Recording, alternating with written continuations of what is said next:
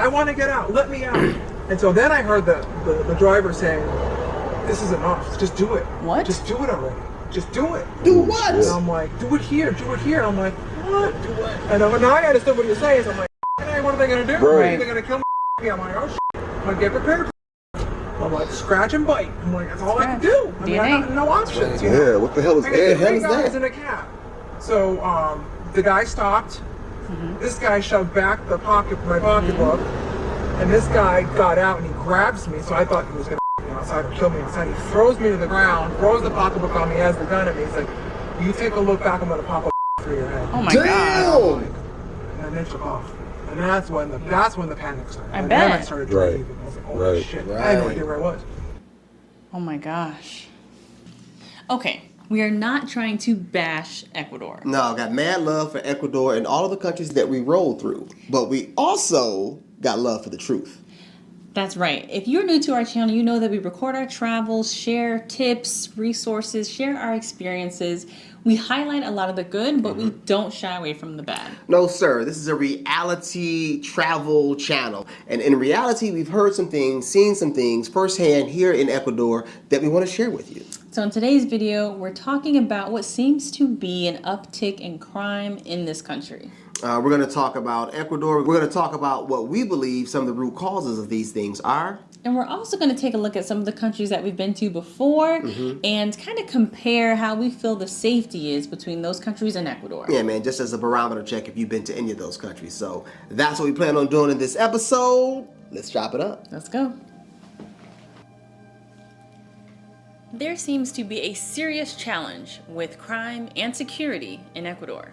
Facts. We've heard a lot of first-hand and second-hand accounts of different criminal activity taking place here, and we feel an obligation to let you know what we know so you can make an informed decision on where you visit and where you go while here in Ecuador. Look, this is a wonderful, beautiful, magical place to visit, so we are not telling you not to come. In fact, you should definitely come. So this isn't to deter, it's just to inform. Never before have we seen or heard so many first-hand accounts of things that have happened to different people here. Such as the story that a guy we met shared with us when we were enjoying some delicious Arabic food in Salinas. We met him at a restaurant. He was a veteran for the US military and told us about just shy of 2 or 3 weeks ago, almost being robbed near the Salinas sign. He was there and experienced 2 guys that were on a motorcycle that were trying to stick him up. Luckily, there were a lot of people there, so he was able to fend them off and not have anything taken from him. And that was all in broad daylight. Another story we can speak of is a young family that we met here. A father, a young child, and a mother experienced a home invasion in Salinas. A home invasion is when someone breaks into your home while you are at home. What would you do? When we go to the restaurants around the area, when you look at the different tiendas around the area, you see bars and gates on everything, which is what we see throughout Latin America. True. We see that there are a lot of security things put in place to prohibit certain actions, right, and activity. Yeah, but we had a first. While in Salinas, we actually experienced restaurants having these different bars and gates on them. If you watched one of our past Salinas videos, you saw that we had to be buzzed in and out of restaurants. In fact, there was a couple of restaurants that we didn't go to because we thought they were closed. A coffee shop we really wanted to go to, we walked by a couple of times, we saw people in there. I assumed there was a manager meeting with his employees because the gate was closed. Nah, you just have to request to get buzzed in. Jimmy's. We ate at Jimmy's and there was a gate there too, but that was actually new and installed, I think, just a few weeks ago. Well, honey, why was that gate installed? Apparently, Jimmy's has been the victim of 2 robberies. 2 was enough to be like, all right, now we putting up a gate. That's right. They got to draw a line somewhere. And it's just lots and lots and lots of these stories, you guys. So, let's talk about what we believe the root causes to all this crime is. Now, in case you don't know, Ecuador is sandwiched between Peru and Colombia, 2 of the biggest narco states on earth. In other words, narcotics are manufactured in these states and these countries and transported all over the world. These are the exporters of your cocaine. So, being sandwiched between these 2 is a major contributor to the crime uptick that we see here. But they've always been there. What's different? Colombia has recently cracked down massively on their cartels. Mexico has also cracked down massively on their cartels. Those guys are being pushed outward and onward, and it's seeming like these are breeding grounds. This country seems to be easy pickings. I hate to use the C word, but just like many places across the globe, COVID hit here hard. It got bad, it got rough, and poverty turned into desperation. There have been massive prison riots taking place, each one more bloody than the last. This has been taking place for the last 2 or 3 years here in Ecuador, and it seems to be the power structure of the cartels and gangs are sourced inside of these prisons. So Colombian, Mexicano, and the Ecuadorians come together here, and their leaders are instigating war. The war starts in the prisons and escalates to the streets. This is the reason that I believe the Colombian and Mexican cartels are starting to gain territory here in Ecuador. So there seems to be some different type of laws that we are not quite accustomed to here in Ecuador. They seem to give criminals more rights than they have where we come from. It's very interesting because we've been told on 2 accounts, at the very least, that the criminals are the only ones allowed to have weapons. Now, at first, I just took this as some rhetoric, but then we met someone. The person is a gringo, but they live in a localized neighborhood, well-to-do neighborhood, and they have a good neighborhood watch. The neighborhood watch saw someone breaking into a home of someone that they knew was on vacation early in the morning, in the wee hours of the morning. So they called the rest of the neighborhood watch, and they all showed up out in front of the house. Gang, gang. Gang, gang, with bats and sticks and everything else. They apprehended the criminal, called the police, and when the police arrived, they apprehended the criminal and told the neighborhood watch that the owner of the home has 1 hour to press charges. Right, like once they take the criminal down to the station, they have 1 hour to file a complaint, to file this crime. That confused the mess out of me. If the owner does not file a charge against the criminal that was caught red-handed breaking into a home, they have to let him go. It doesn't matter that there are tons of witnesses, that there is videotape, it has to be the owner of the property. So I guess this is kind of commonplace as well. The police officers accidentally let the criminal go, and the neighborhood watch got to recapture him and administer some street justice to this guy. I don't know how you feel about this. I'm okay with it. The problem is it'll deter that one guy.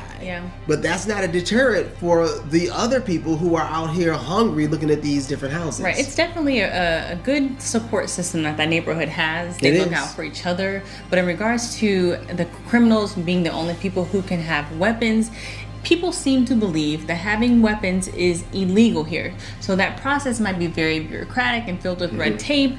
But we've seen a few scenarios where a robbery took place, a home invasion took place. The owner had an illegal weapon, they had a gun, and when they went to defend themselves, they were the ones that were charged and arrested. So just FYI, some people told us that you can't have weapons here. You can own a gun in Ecuador if you are a legal resident and if you have a permit for the gun, which you can only get after going through a lot of bureaucratic paperwork, and you can only have it in a registered place in your house, and you can't have over a certain caliber gun. I think it's a 38 caliber. It's just a lot of stipulations, a lot of rules, and they really kind of handcuff the gun owner and the homeowner. So I thought that was just an interesting little kind of quirky law. If you guys are Ecuadorian citizens and you're familiar with these laws, please get us in the comments to let us know. We are ignorant. We don't know. We're just taking firsthand accounts and relaying to you what we heard from people. So this brings us to several questions that we've been getting lately about safety in Ecuador and how it compares to the safety of other places we've been. All up in the comments. Look, we are not experts, but we're going to give you our opinion. More specifically, we had 3 questions yesterday with the video that had nothing to do with Mexico, asking us how does Ecuador safety and security is Ecuador safer than Mexico? Is Ecuador safer than Mexico? What a loaded question. The answer is I don't know. No, I mean, I don't know. I can tell you this: in Mexico, in our entire 2.5, almost 3 years that we spent in Mexico, we never met a single person that had been kidnapped. Never met a single person that had been held up. Here, we've met 6 people so far. In like a week or 2 week period. So that says something. I will say that. So, and you can beat the snot out of somebody breaking into your house in Mexico, and you won't be charged. That's kind of a big deal. You can pistol whoop them, and you won't get charged for having a pistol. You know what I'm saying? Like, I mean, unless you're a foreigner, they're different. you can beat them with a bat, though. I'm just saying, though, you can have weapons in Mexico and defend yourself, and you defend your property. Now, a lot of people are afraid to go to Mexico. Like, if they haven't been there already, and they're trying to make the decision, they're fearful of the cartel. But this is the thing, like, an unfortunate truth about the cartels is that they affect more nationals, more locals versus foreigners. Yeah. Unless you're a foreigner that's in the drug game, you're trying to buy or sell drugs, or gasoline or other, because please, these cartels are sophisticated, and they if you try to do something that's illegal in Mexico, you need to stop. That doesn't make sense. If you're trying to sell illegal alcohol, if you're trying to run gas scams, all that kind of stuff is owned by other people, and you need to keep your hands up out of that. If you're trying to mess around, you'll find out. Yeah. But if you're not messing around with any illegal stuff, you are likely not going to run into any cartel activity. More than likely. There are lots of people that go there. It's a big country. Things happen. But I'm not on here to defend Mexico either. The question was, is it safer in Ecuador than it is in Mexico? And it just depends. There are lots of places in Mexico that are very safe, such as Merida, one of the safest places in Latin America, such as Querétaro. Lots of different safe zones, right, in Mexico. And there are safe zones here in Ecuador as well. But I would say just the size of Mexico can correlate to the amount of safe spaces that they have compared to a smaller country, which would have less number of cities that have safe zones. I think that both of these countries have their security issues, but it seems to me that Ecuador's issues are kind of bubbling up a lot more right now. And I think that national news will start to be made pretty soon. We've even been told that the issues in Ecuador are kind of cyclical. Yeah. Right? Yeah. So, and I don't know, what starts it up and what calms it down. But it is an interesting question. We just know that we've heard more accounts from people's firsthand experiences of crime in Ecuador, more so than we've experienced in Mexico. The entire time that we lived in Mexico. We've also been asked about Panama. True. Now that's a good question. Like, between Panama, Mexico, and Ecuador, what do you think is more secure? Let's just say a woman backpacker.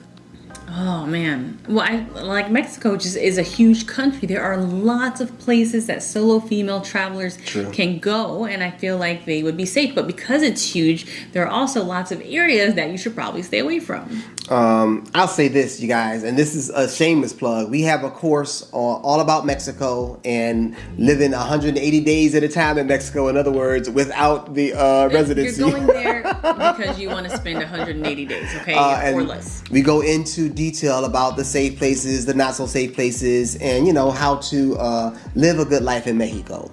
I will say that you don't need that handbook for Ecuador, and you don't need that handbook for Panama. The hot zones in Ecuador are known to everyone, right? Now in Panama, I can't think of any place that was bubbling hot. Now, Panama City, for sure, poverty will hit you in the face. You will see very, very grimy areas that you will likely associate with, crime happens here. And I'm sure there are situations where it does, but... sketch things, petty crime happens everywhere. And COVID ramsacked this globe, y'all. Poverty turns into desperation, and people just are doing what they got to do to eat. At least that's what they believe they have to do to eat. But I got to say, I think I've seen more security in Mexico than Ecuador and Panama. Like a security infrastructure. I see a security infrastructure. Not mega, not big, but they're out in force. They show numbers. They do put a very strong effort in defending and protecting tourists. More so than I think Ecuador and Panama does. We'd be very curious about your thoughts on it. Hit us up, yeah, I feel please, like there are please. just so many factors involved. We don't know, but we want to know what you think. And I think that people will read these comments, and of course, I know some of you guys are going to hand us our behinds, and that's okay. Let's have that conversation, because you know what? We as a traveling nation, we as a traveling people, we need to ask these questions. So ultimately, just make sure you are informed. We are not the end-all resource, please God no, for your information or your research on a place. But we are tribe. But we are tribe. And we have some information that we just want to share with you, but make sure you're gathering the information from everywhere, from the comment section, from having your feet on the ground. From looking at the news. Yeah. From reading the newspapers. Be an informed traveler and protect yourself. Thank you guys for joining our video today. If you haven't already subscribed, we are on this push to 50K, guys. Come on now, Join hit the that family. subscribe button, join the family, man. Become part of the tribe, and let's get this party started. All right, y'all, we out of here. Peace and love for the Yard Bros. See ya.